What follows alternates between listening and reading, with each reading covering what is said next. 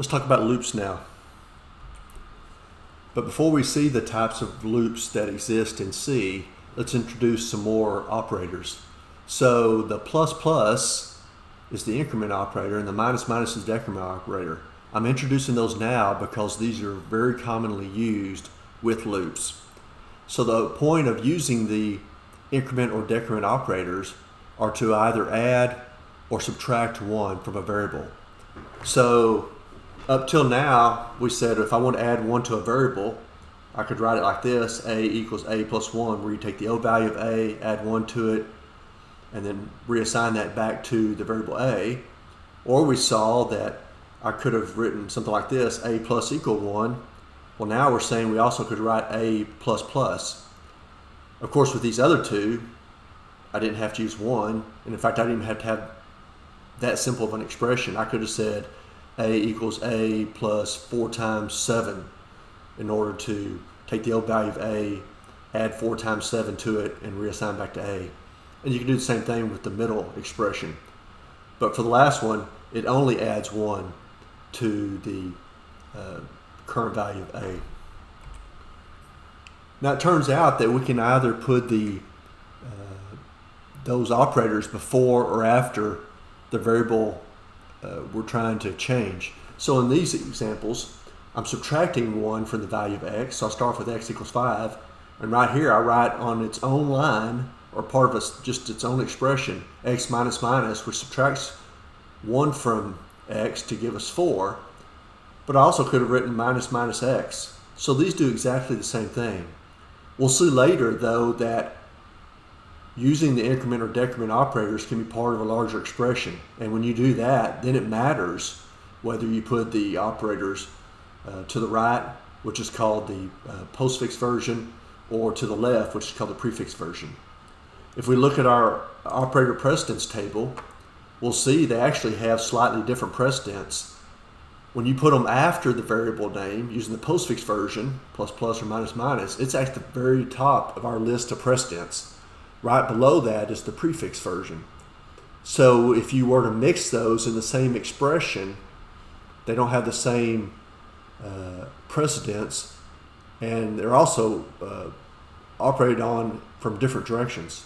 But we'll talk about all that in a later lecture. But for right now, we just need to use them to add or subtract 1 to some value. So in C, we have 3 types of loop constructs. We have a while loop, a for loop, and the do while loop. Now I would say that the for loop is used much more often than either of the other two, and the do while loop is not used that often. In fact, some people really don't think you should use it at all. But I think the while loop makes it easier to understand the loop construct. So I'm actually going to start with the while, and then we'll come back and use the for, because that is the workhorse of the loop world. So what's the point of loops? Loops allow us to repeat a task as long as some condition is true.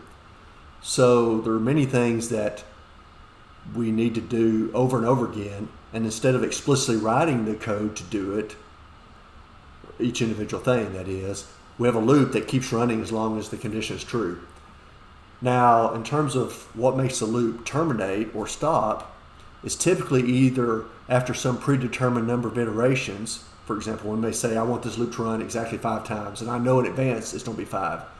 Or when some condition has been met. If we're using the first type, which is to run a predetermined number of times, then we need a counting variable, some way of testing that counting variable, and then some way of changing that counting variable. It doesn't necessarily have to be by 1 in terms of increasing or decreasing it, but that's probably the most common way of changing the value of the counting variable. So what does the syntax of a while loop look like?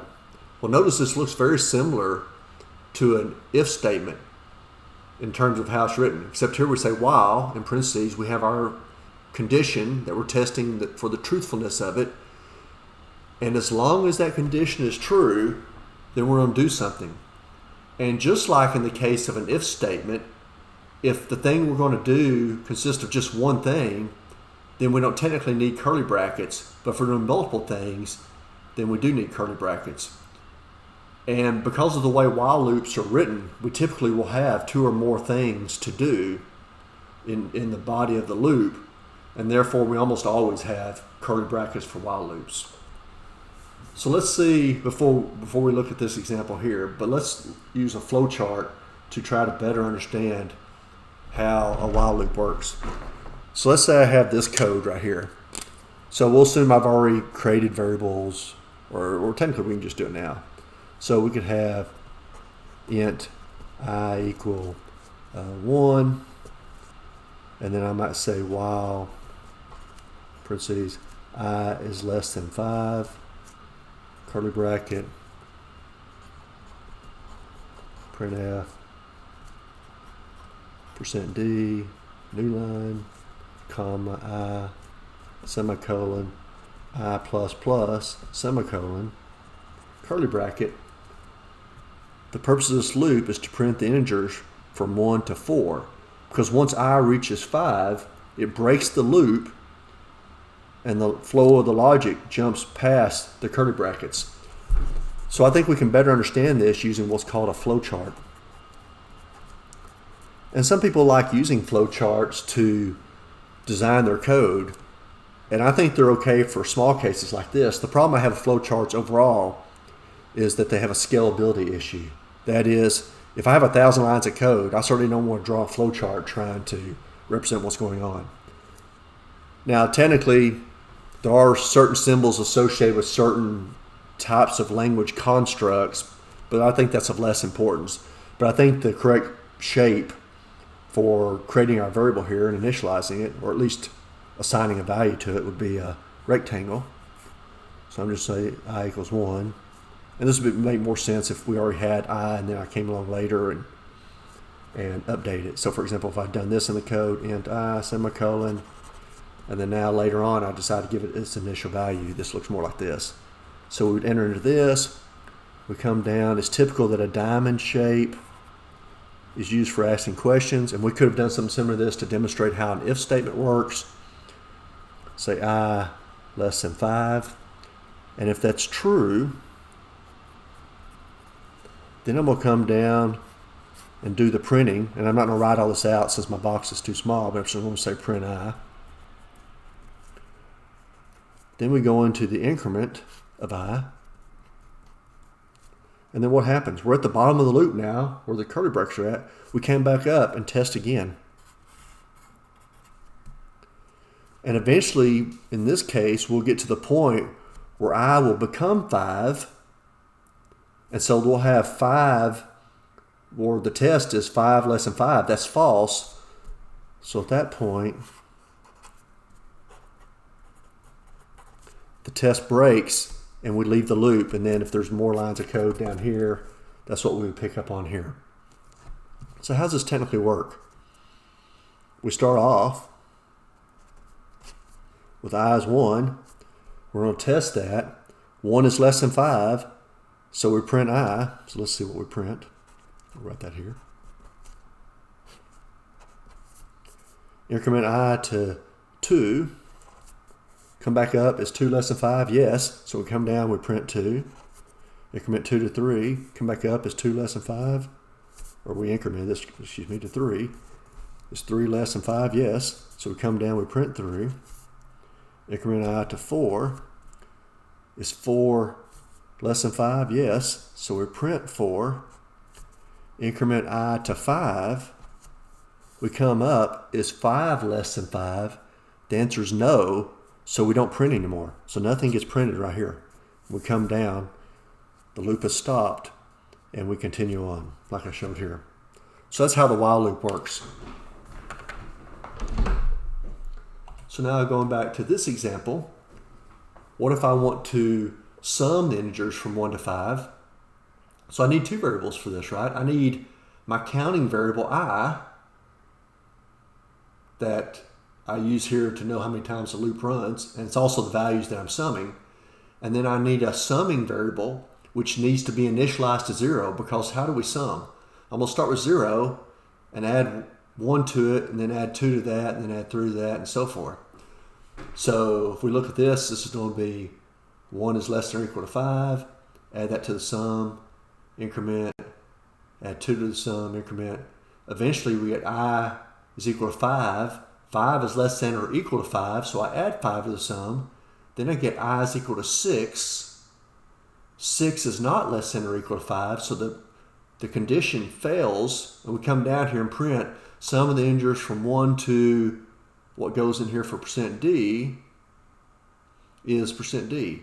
So why did I use I minus 1 here? Well, remember, the value of I that caused the test to fail was actually 6, because it was 1 more than what we wanted the last summing variable to be. So that's why I subtracted 1 back off of that. So this will give us the sum of the integers from 1 to 5 is 15. That's how that works. We had said before that while many loops run a predetermined number of times, because that's just the nature of how we often write things, we want things to work 5 times, 10 times, a million times, whatever. There's other times where we want to keep going until something's happened. Technically, all loops still keep going as long as the condition that we're testing is true. But conceptually, I may think of it as in terms of either I know how long it's going to run in advance, or I don't know how long it's going to run in advance. So let's look at an example where we might do something like this. Oops, sorry. Let's clear this. So let's say what we're going to do here. We'll put a comment there.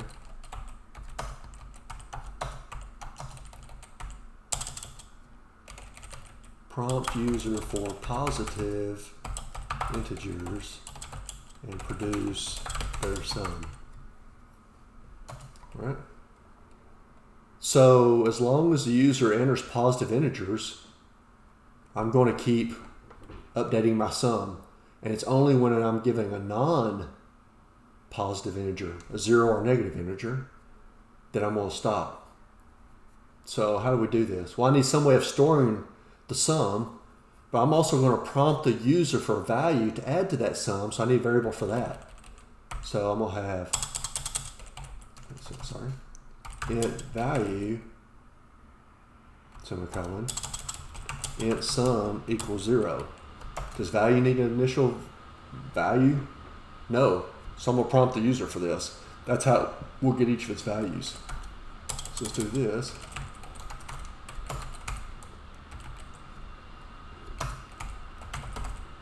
Enter a positive integer.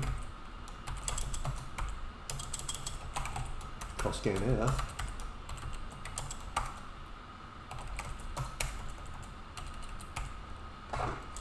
And it's an integer, so use %d. But what if the user immediately enters 0, which is not positive? Well, then we shouldn't add it to our sum, although it wouldn't change the sum. But what if they add -4, for example? We don't want to add that to the sum because that would alter the sum. So I'm going to test immediately. So I'm going to say while value greater than 0. Open a curly bracket, close curly bracket. But if value is positive, then this will continue, right? Because it's only when value is equal to 0 or value is less than 0 that this fails. As long as value is greater than 0, that's a positive number, so we want to keep going. So I want to update my sum. Sum plus equal value. And then I will prompt the user again, because I need some way of making the loop stop. And then let's see what the overall sum is.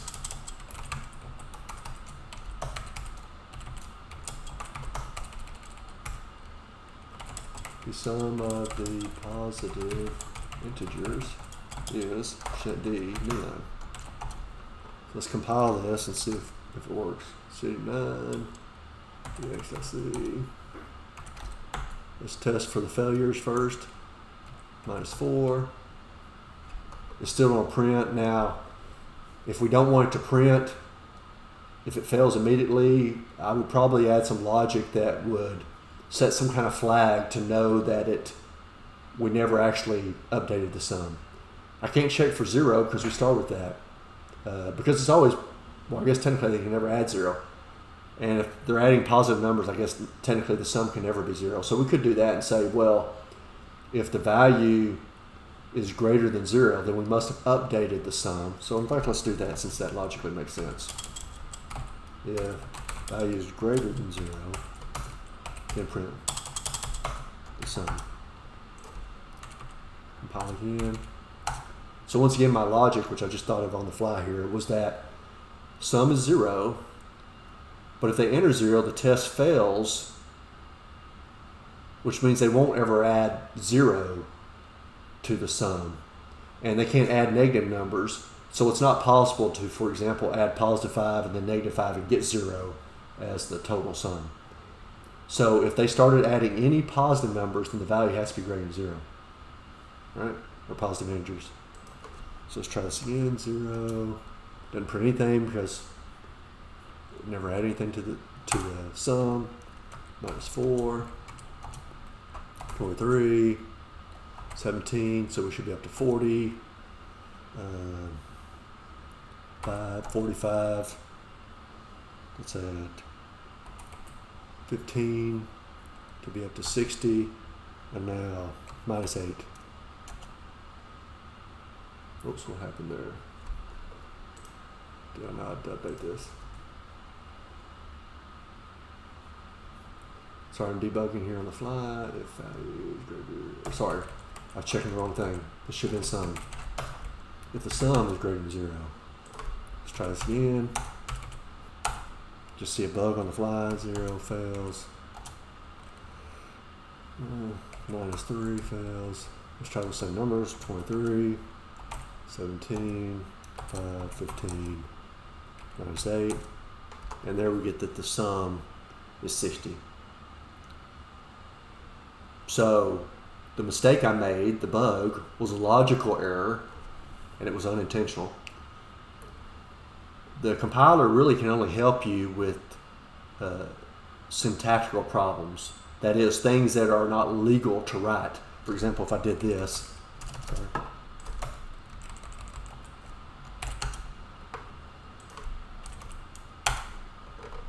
Now it's telling me there's a problem.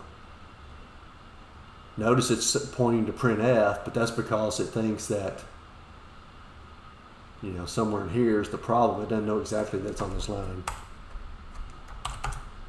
So it can catch that, but it can't catch logic problems, which is what I made a mistake of doing there. All right, so let's check this again. Oops, sorry. Compile.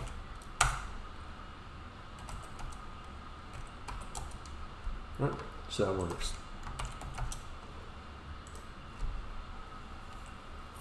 So, as I stated at the very beginning, the for loop probably gets used much more often than a while loop. But I do think the while loop makes things a little easier to understand. Notice the way the loop is written here. Technically, as I tell you in these notes, each of these expressions, these 3 expressions separated by semicolons, are optional. And there can actually be multiple things separated by commas in some of these, but in many cases you just have a single expression, single expression, single expression. They're optional, but the semicolons are not, because otherwise you wouldn't know which expression you left out. All right? So how's this different from the while loop? Well, if you fill in expression 1, expression 2, and expression 3, in most cases, you will do that, and in most of those cases, these are actually the 3 parts that we need for a counter. So here's where we initialize the count, here's where we test the count, and here's where we change the count. And then on each iteration, we do something. And just like with the while loop, if the something that I'm doing consists of one thing, I don't technically need curly brackets, but if I'm going to do multiple things, then I need the curly brackets. So because the value gets changed on this part of the loop, as opposed to in the while loop where it was in the body, we could still just do one thing and not need curly brackets. So let's see how this works. So let's go back and look at another flowchart. And you'll notice the flowchart is very similar to what we just did on the previous one. All right. So we'll assume we have a variable, or actually we'll write out int I, And then somewhere down in my code, I do this. For I equals 1, semicolon, I less than 5. We'll do example similar to what we had before. Semicolon, I plus plus. A loop like this is very common. And then remember, we were printing those integers from 1 to 5. Or actually, I think I went from 1 to 4 before. Actually, that's what it is here, 1 to 4. So I would say printf, %d, new line, I. Here I don't need curly brackets. So this works just like before. We still have I equals 1 right here. So what happens? We come down here immediately, you initialize I, and then you go over and you test. Just like before, I less than 5. And technically it's possible for this to fail.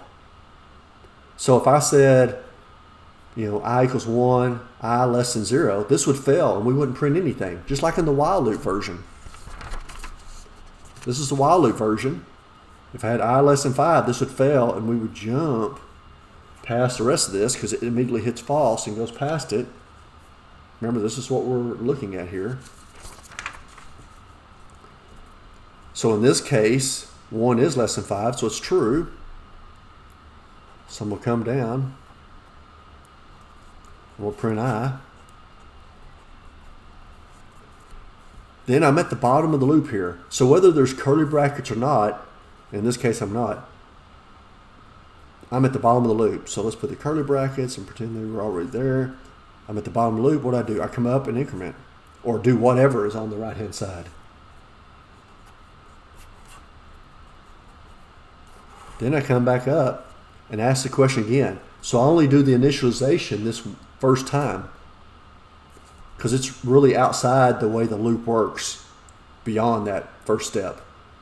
So initialize, immediately test. If it passes, do what's in the body of the loop. When you get to the bottom of the loop, that's at this point, come over here and do what this says, increment, decrement, whatever. Come over, retest. As long as this keeps being true, we keep doing it. Eventually, just like before, when I get 5 less than 5 is what we're testing, that fails. So we jump past the body of the loop and then do whatever's here because this is false.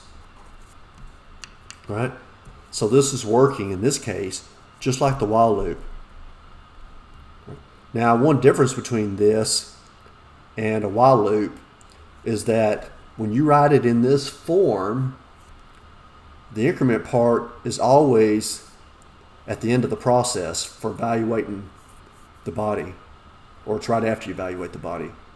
Whereas with a while loop, I could technically do this. While I less than 5, go ahead and increment, then do something, so printf.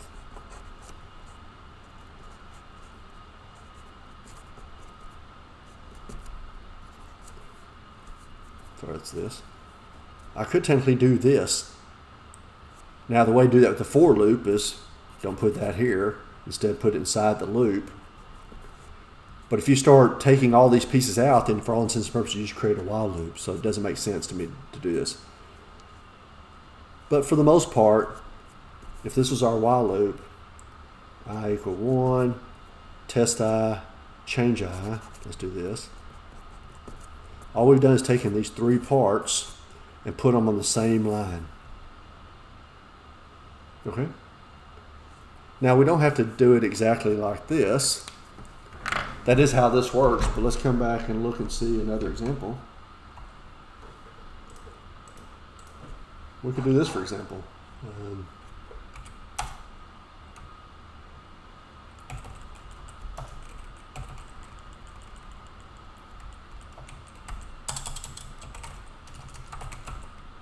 Double I for I is equal to, let's say 3.0. I'm actually demonstrating several things. One is that the counter could be and this isn't really a counter in the same sense because it's not incrementing by 1, but it is being used for our test. So I'm demonstrating I can use a double for this, but I'm also going to demonstrate I can count down, or at least use the decrement operator. Let's say greater than 1.7. I could do something crazy like that. And then do I equal I minus 0.2 to demonstrate a whole bunch of things. I included curly brackets here, but depending on what I'm doing, since I make this up on the fly, I may not need to. And let's just see what values of I get. %F. And I'm going to round these, since I'm changing this by 0.2, I'm going to round this off to say 2 decimal places, so 0.2. I never showed this in my earlier slides. If I put in something like this, 4.2, it gives me, or guarantee me, a width of at least 4 characters, with the decimal point being one of those 4, and then 2 decimal places to the right. If I leave this out, this says don't worry about the overall width, but round things off to 2 decimal places. So let's see what happens. Let's clear this, compile, run it. So 3, 2.8, because we're subtracting 0.2, right? 2.8, 2.6, 2.4, 2.2, 2.0, 1.8. What was the final value of I that caused this to break? 1.6. So let's do this. Let's take this statement right here.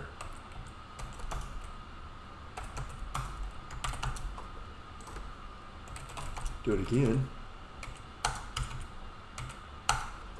And there's my 1.6. Why does this work? Well, remember, when we got down to here, we had 1.8 come up, subtract 0.2 from 0.8 to get 1.6. Then we have 1.6 is not greater than 1.7.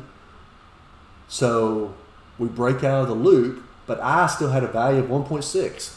So I printed that right here. So if we wanted to be more clear, put a new line here. So it jumps out as being on a different line as these others. And there's my 1.6. So I demonstrated several things. I used a double for the variable I'm using to decide how long the loop runs. I'm using greater than here. I'm decrementing by something other than 1. You can do all kinds of things. Although what I've already shown you is probably much more common.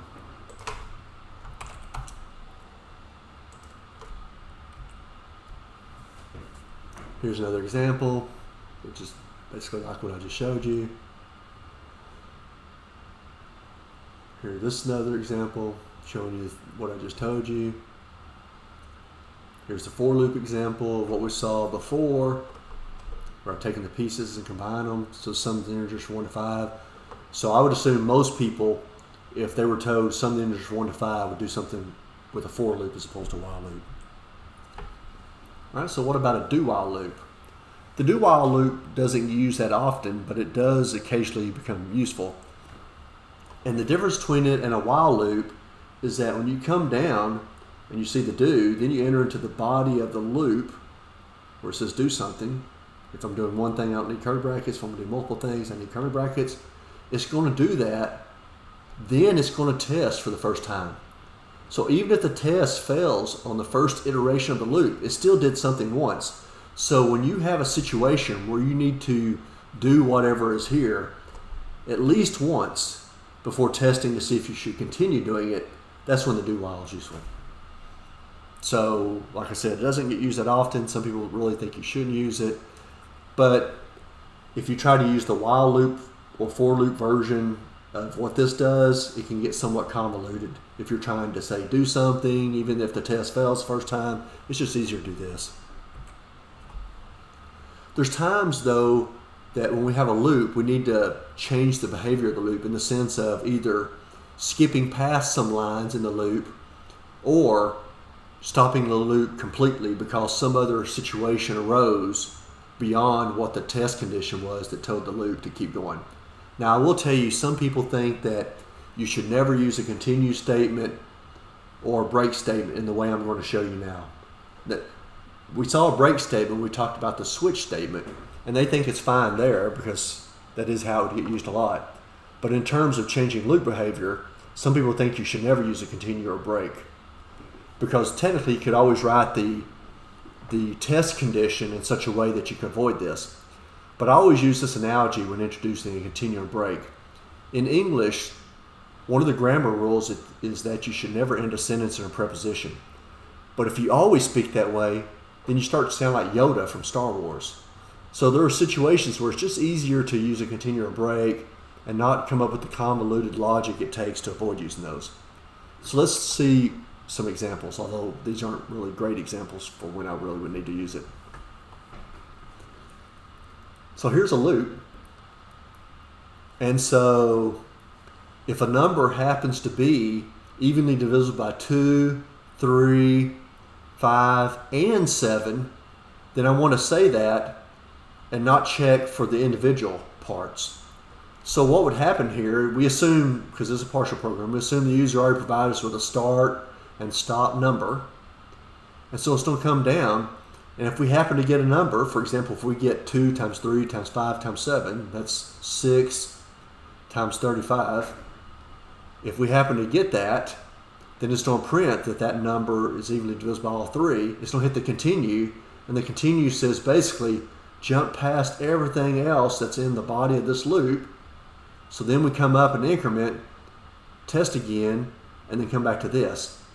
If this fails, then we never reach the continue. So then we come down and say, well, is the number at least divisible by 2? If so, print that number.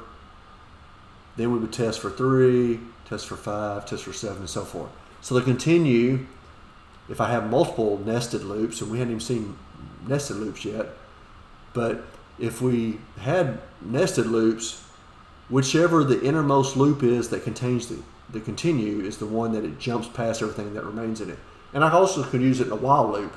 Now the danger in a while loop is that in many cases, the counter for a while loop is down here at the bottom. And if you have a continue, that says jump past everything, including the counter. So it's very easy to create what's called an infinite loop. That is, you never update the loop to the point where it causes the test condition fail. So you have to be very careful. But here, remember that we jump past everything. I like to think it's jumping to the bottom curly bracket, which then says, oh, come up here now, increment, so we don't have to worry about it if it's written this way. So that's how a continue works. What about a break statement? Well, the break statement says basically stop that particular loop. That is, stop it early. So how does this work? Here I show you a set of nested loops. Now notice I don't have curly brackets for the outer loop, because my one thing that I'm doing is technically the next for loop. And the one thing that it's doing is the if else. So neither of these uses curly brackets, although if that makes it easier for you to understand, I can have curly brackets here and then curly brackets here.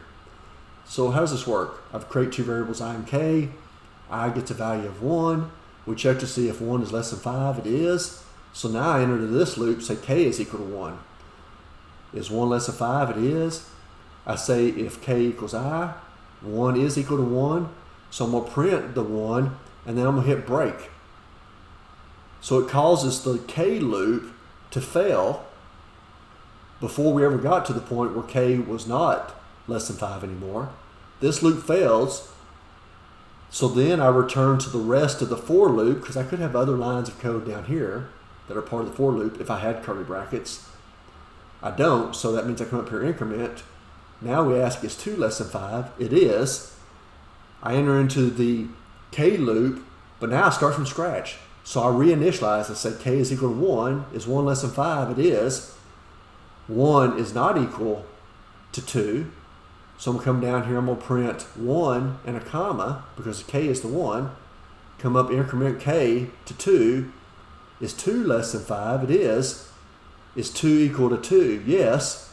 So I print the 2 new line, so that's this line right here, and break.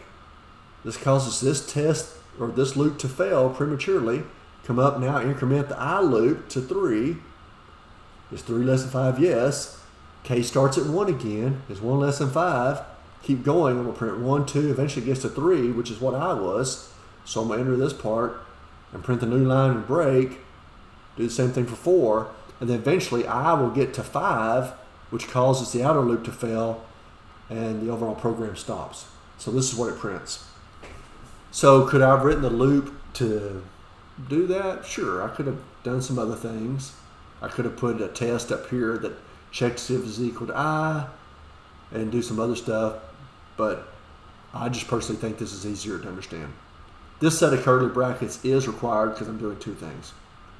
So those are the basics of loops. If you find these videos that I'm creating helpful, please subscribe to my channel.